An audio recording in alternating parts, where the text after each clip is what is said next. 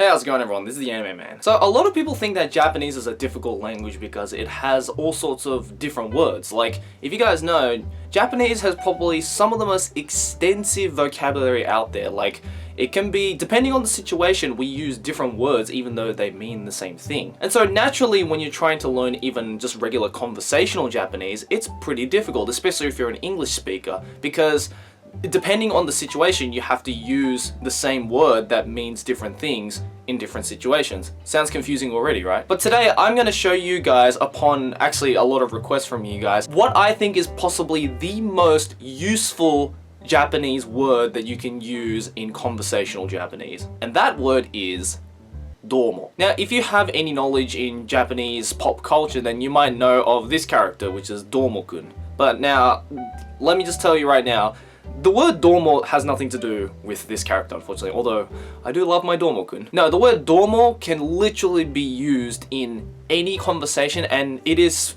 like I said, possibly the most useful conversational Japanese word you can use. Now, if I were to try and give a definition for the word domo just as a standalone, it's pretty difficult because it's one of those words that is very ambiguous, but if you say it, then people actually understand what it is. I think the closest definition I can put to the word domo is my pleasure. But like I said, depending on the situation, the word domo can mean a number of things. Now, if you guys know, in Japanese, saying hello face to face and saying hello on the phone is different. Saying hello face to face with someone, you'd say konnichiwa, and saying hello on the phone, you'd say moshi moshi. But the word domo can be used in both situations. If you were to meet someone face to face saying hello, you can, instead of saying konnichiwa, you can say domo. But on the other hand, you can also use it on the phone. Instead of saying moshi moshi, you can say domo. Not only that, but it can also be used to say goodbye. Instead of saying sayonara, you can say domo. It can also be used to say sorry. Instead of saying sumimasen, you can say domo. And it can also be used in a professional setting when ending a conversation. Now, in Japanese, you can say words such as sumimasen deshita or shitsurei shimashita. But you can use the word domo in that same situation. So with that in mind, it is technically possible to have a phone conversation which sounds like this. Domo. Domo domo. Domo. Domo.